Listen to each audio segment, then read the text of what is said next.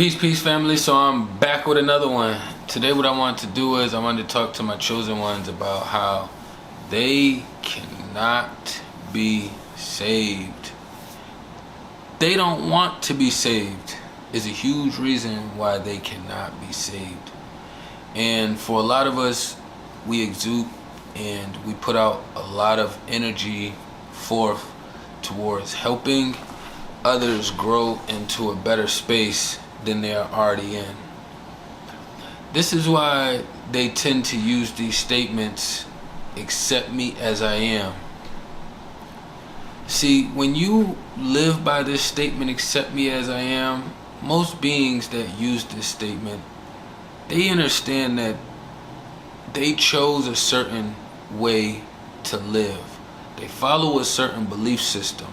So for them, in the way that they walk their life, they do this intentionally. Once these beings start getting over certain chapters or certain levels, and to a degree, I used to think it had something to do with our age range, but now I realize it's just how much they actually walk that life, no different from us.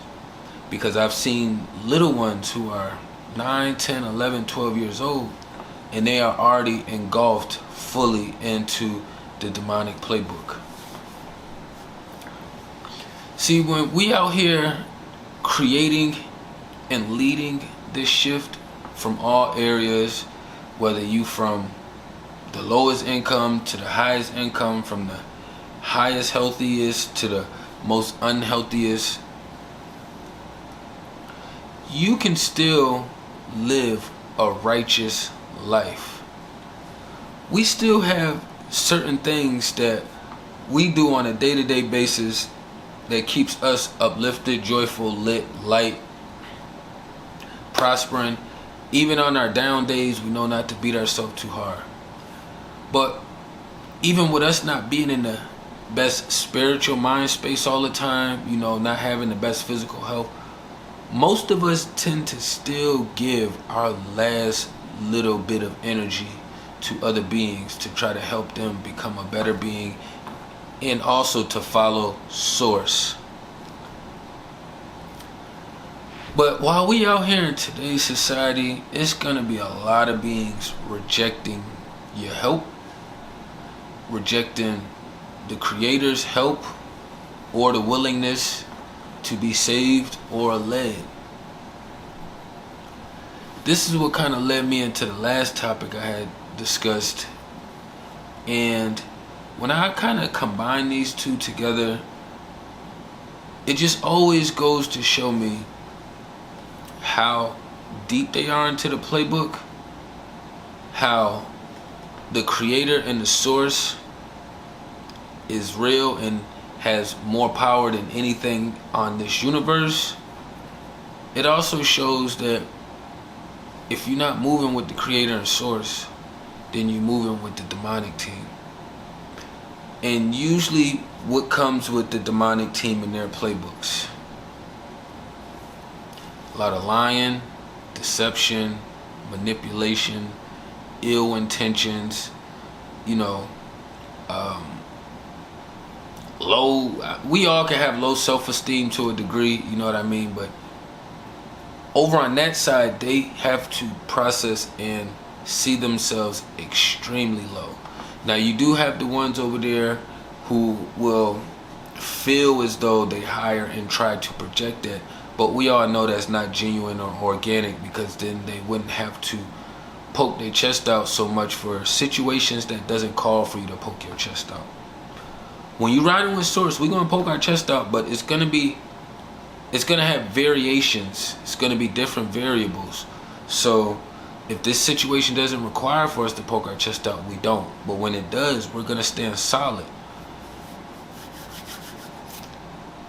You have to start coming up with tactics as far as how much energy you would like to share, give, or have extracted from you for trying to help and give more to others than they give themselves. See, you can go out here and eat fast food, right? Yes, you're putting something edible in your system.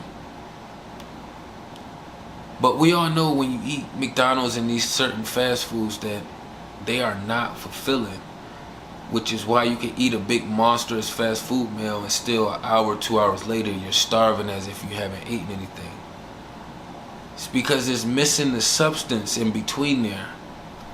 When you look at cooking your own meals and being mindful of the nutrients and ingredients that's going in there, most home cooked meals are usually more rewarding and more fulfilling when they're cooked appropriately. It's a lot of non-cookers out here, so I'm not gonna lean all the weight on that just off the strength that because of the way society is set up right now. See, society has twisted up so much that you have to be able to process natural law. How would you process and think and maneuver and handle things if there was no government in place? If there wasn't a bill job that you had to wake up and go to every day? How would you get food in this society? I don't mean being in the woods, because we already have these buildings. So if society shut down right now, all these apartments and houses would still be here. But we all understand in Western society, especially if you're over here in the States, Western society, most natural foods have been removed from the land. So this is why you don't go out walking down the street and you just see an apple tree over here. You don't go walking down the street here, you see an orange tree over here. You know, this is why we don't see, you can go out to all these parks. You can go out on trails and hikes. Even out on the trails and hikes, you still do not see fruits or vegetables being easily or freely accessible. So that means somewhere throughout this time in this shift, we've had to have other entities, before something was monetized, go through that whole location and make sure that it was not anything accessible or any resources available before they monetized it. I say that to say, once you can separate, okay, natural law is how it will operate, Western society is how it's operating now, but I don't like the demonic path that it's on, so I need to figure out how to incorporate this with this and make it into one. This is where you will find yourself, I want to say, not really being distracted, but getting extorted to a degree. Because most of us help because we want to, not because we're forced. But spiritually, with this war going on, we feel like we're being pushed to help others. The push is coming from source, because we already know the resistance on the other side of the spectrum. You gonna give your last, you gonna burn yourself out. You may mess around and self-sabotage yourself trying to help, trying to do more, trying to give more, trying to be more resourceful, trying to be more beneficial. You've done reiterated yourself to certain beings so many times now that you done got to a point to where you don't even reiterate, you'll mingle, but then you don't address certain things. It becomes this whole dance with this, like you're sewing or woven something. You know what I mean? And it becomes too complicated and too complex to sit there and have to go through all this dancing around back and forth just off the strength that we want to see people in a better space. You know, you shouldn't have to continuously feel less than for giving off energy, vibration, frequency that you did not have to give.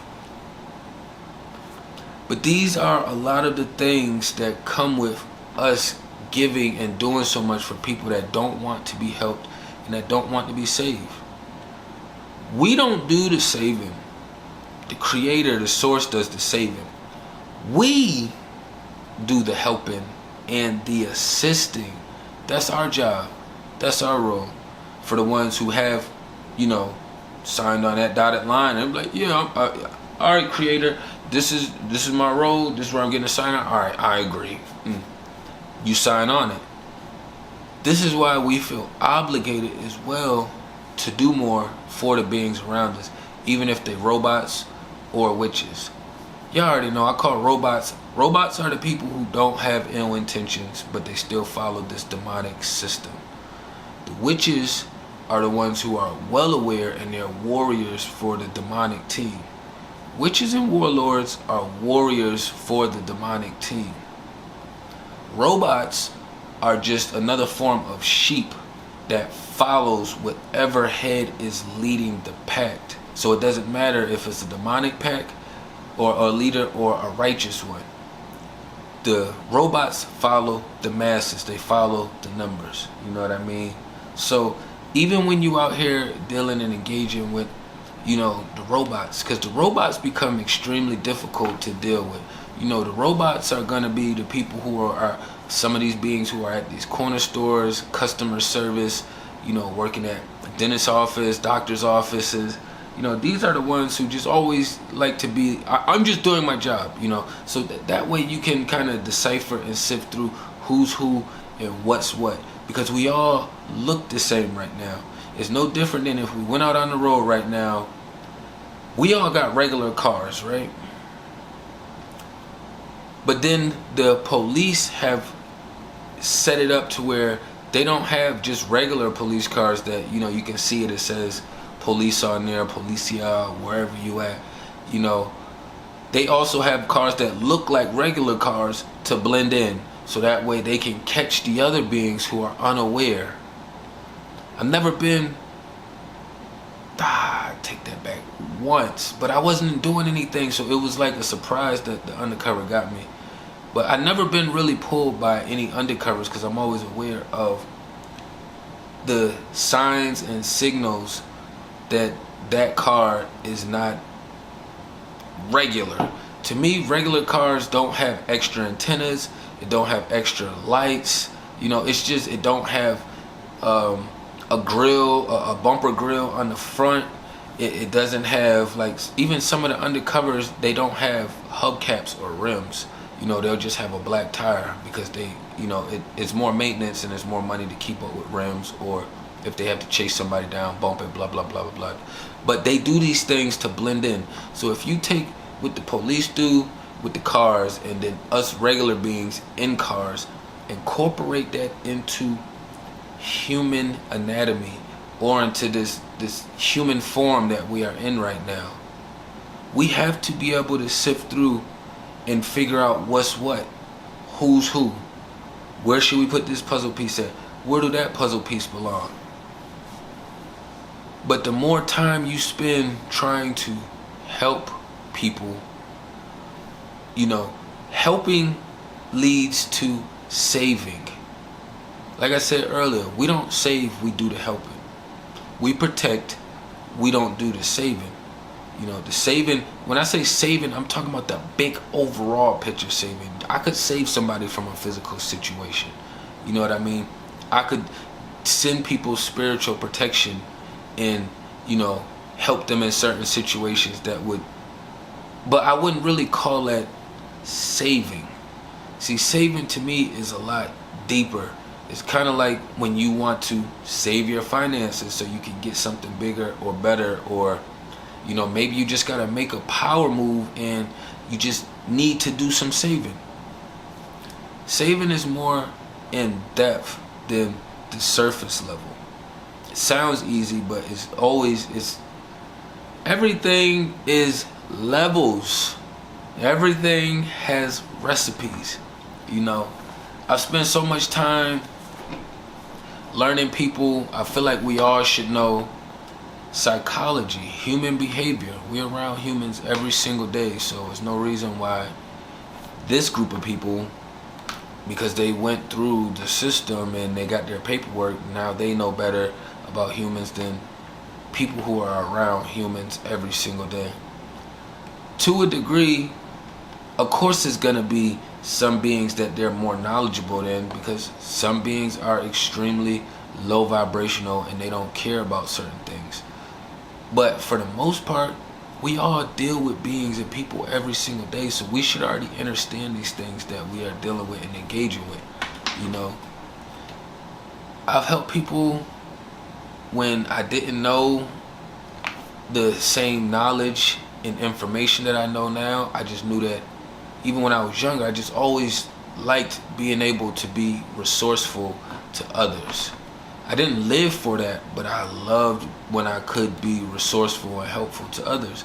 So even if that set came down to me listening attentively to help them ventilate or sift through whatever they got going on, what I realized with being a vent is eventually your vents get clogged and you have to clean them.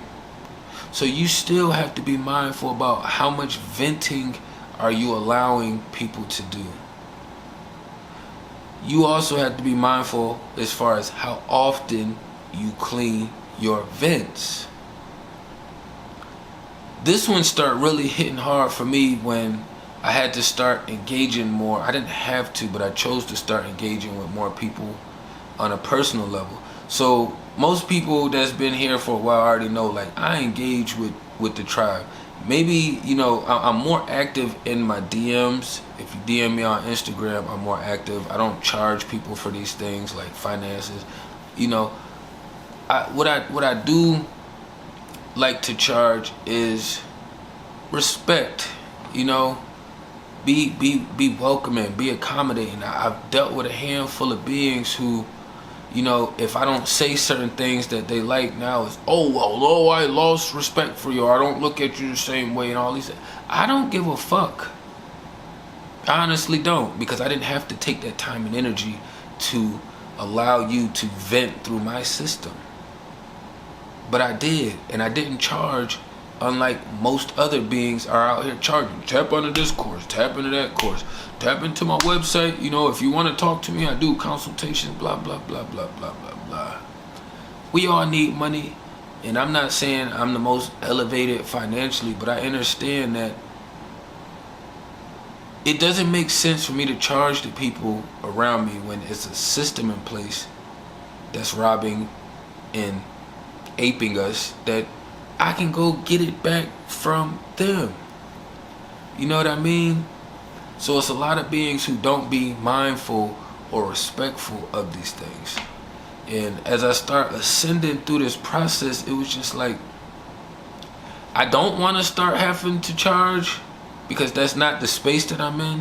What it would force me to end up doing is to stop engaging with certain beings on those levels. It will cause me to come up with some kind of questionnaire, so that way, alright, like a vetting process, so that way I'm not just sending anything through my vents. You know, people are like, oh man, you pretty insightful, you pretty knowledgeable. Yeah, but when things aren't going the way that they want them to go, that's when everything shifts. And it's like, I do this through technology, I do this in real lifetime. And then I have all my own other things going on, you know what I mean? So for me being in the space that I'm in and constantly trying to help other beings,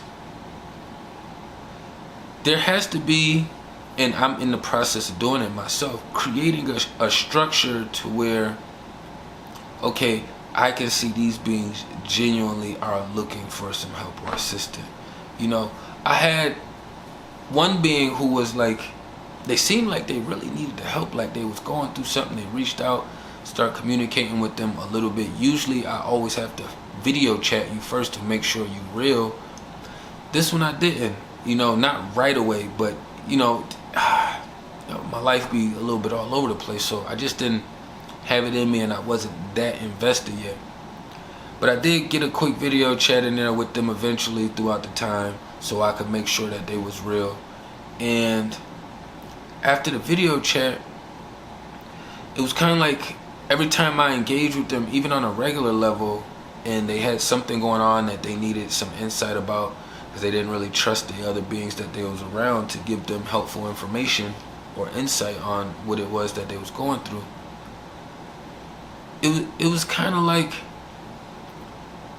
if I wasn't saying what they wanted to hear, then they was trying to hurry up and find some immediate rush to get off the phone before even allowing me to finish what I have to finish, you know. And my thing is, you should have plenty of questions if we are in a space to where even if you found me through this avenue, and I'm just using me as an example because that's what I've always done. Like, if you need to substitute me out and put you there or put somebody else there, feel free to. You know, you're more than welcome to do these things. But just for me personally, like, I thought it was extremely disrespectful to kind of rush me off the phone or call me in an in-between time, and me being accommodating by even answering the phone, and then it's like this immediate brute, barely even a bye or a thank you for your time kind of thing before getting off the phone. And it's just like, it's so much entitlement out here running rampant. And like, that's just me processing something on the spot that I have to experience. I hate saying that I have to experience. I'm gonna correct myself every time I talk. That's just me. So I don't. It's more so of, I guess the easiest word to say is just the lack of respect and the lack of care and empathy outside of themselves. You know what I mean? So you have to get used to being in a space to where you can shut things down, chop it off right away, immediately. And for the ones that you already had something established with, then you're gonna have to gradually break those ties. Because a lot of these beings don't want help. They want you to say what they want to hear. They want you to do certain things how they want them done. And there's not anything wrong with the second part, because we all got certain things we want done. Like, I had somebody one day like stop by my house. I was fixing me some tuna. Tuna is in the can. You don't have to cook it. I was boiling some eggs for it. They got over here to the house. They like, oh. Basically, when they made the statement, it was almost like they wanted the tuna, but I was back in the living room space just kind of doing some stuff on the computer, and they called themselves being helpful. But it wasn't helpful. They finished my tuna, but for one, they didn't chop the egg up enough the way I like it chopped up. They could have asked me. I had like 2 pickles. I like my pickles chopped up real small in the tuna. They put big ass chunks of like this big. I like mine's very, very like relish. I like them chopped that small, like relish. Very big. They did not add the mustard in there. I had the mustard sitting out. They didn't add it. They put the mayonnaise in there, but then they didn't salt it. And I'm just like, you came in here, you decided to quote unquote help me, but it wasn't helpful. Especially since it's hard to fuck up tuna. And all you had to do was ask a question. Hey, how do you like your tuna? You trying to surprise me when I didn't ask for the surprise. I was already cooking that myself. So these are weird things that they would do to consider themselves being helpful or resourceful. But the other being really only did it because they wanted to eat the tuna, because they was in there snacking on it. They ate the last pickle even though they didn't chop the other pickle all the way up. They're like, oh yeah, I ate the last pickle. Oh. It was just a weird process all the way around the board. When they had did that, it automatically was a check mark, hyphen, dash, one of those little bulletin point, something to establish that these beings are just doing things for their own benefit, but then trying to make it seem like they're being helpful. That wasn't helpful to me. I hadn't eaten all day. If I don't eat all day and I'm fixing me something to eat, I'm gonna make it taste the way I like it to taste, so that way I can at least enjoy it while it's going down. If I had just been out running around, cool, I wouldn't have tripped. If she had just picked it up and brought it to me, cool. It wouldn't have been this whole big thing, you know what I mean? But because I've already engaged with these beings and this being already previously, it's like, come on now. What they call help on their side is really just them helping themselves. But what we actually do is we actually genuinely, sincerely help. So you have to understand that it's always gonna be a flip coin to almost everything out here. Just about everything. I just gave phone conversation examples. We just gave real life, in person, in my personal space example. You know what I mean? And that's on them on the opposite side. But I've also had people in my space as well too, when I'm like trying to give them insight. And sometimes what I do with people is, so it's like when I see it in here, it's like, all right, we're gonna start here. Actually, we're gonna start up here, and then I start going down, because most people that's following the wrong playbook are going backwards.